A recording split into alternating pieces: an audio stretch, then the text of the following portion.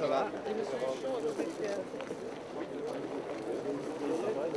Faire de Génopôle un lieu où la recherche académique et industrielle s'organise depuis la paillasse la plus fondamentale jusqu'au lit du malade. Avec le CHSF, le Centre hospitalier sud-francilien, travailler au lit du malade avec les médecins, disposer de centres de bioproduction, juste ici, bénéficier des résultats des entreprises innovantes et développer, je n'oublie pas, les formations du futur, celles de l'université d'Évry, bien sûr. Nous achevons la construction d'une chaîne de valeur thérapeutique qui va de la recherche la plus fondamentale jusqu'aux patients.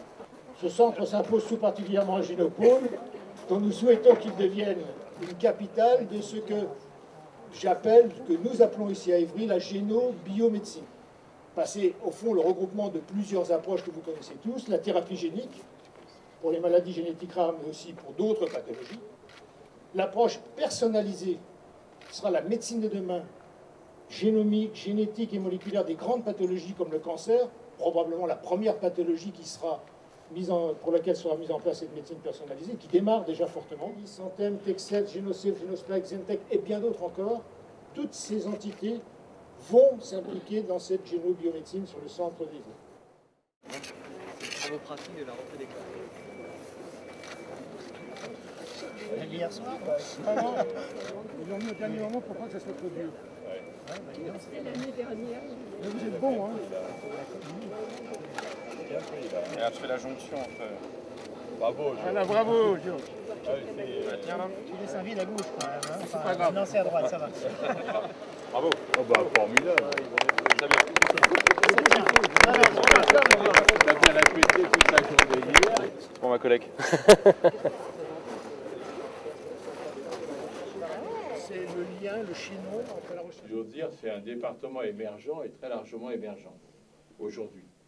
Et c'est la raison pour laquelle on s'est investi dans le contrat de plan université-recherche jusqu'à aujourd'hui pour plus de 700 millions, une aide au fonctionnement qui est acquise, qui ne va pas bouger, et puis en investissant, puisque il avait raison de le dire tout à l'heure, Francis, les bâtiments G1, G2, il faut absolument qu'on soit au rendez-vous, mais pour ça, il faut que l'État soit aussi à nos côtés. On ne peut pas tout faire nous-mêmes. Donc voilà, on a une vraie politique maintenant d'appui à la recherche.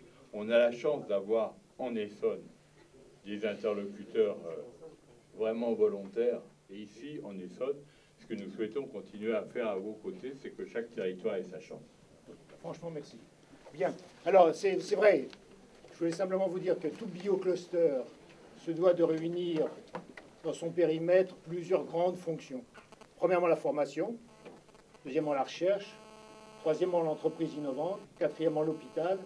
Et parfois, des grandes entreprises quand elles veulent bien nous rejoindre. Aujourd'hui, nous avons la chance de signer un partenariat avec un établissement qui est à Tours, qui a 30 ans d'existence, qui est reconnu par tous les grands établissements pharmaceutiques nationaux et internationaux comme Sanofi. Et l'IMT a décidé d'installer ici, avec l'aide de Génopôle, mais aussi avec ses propres deniers, soutenus par la région, une antenne.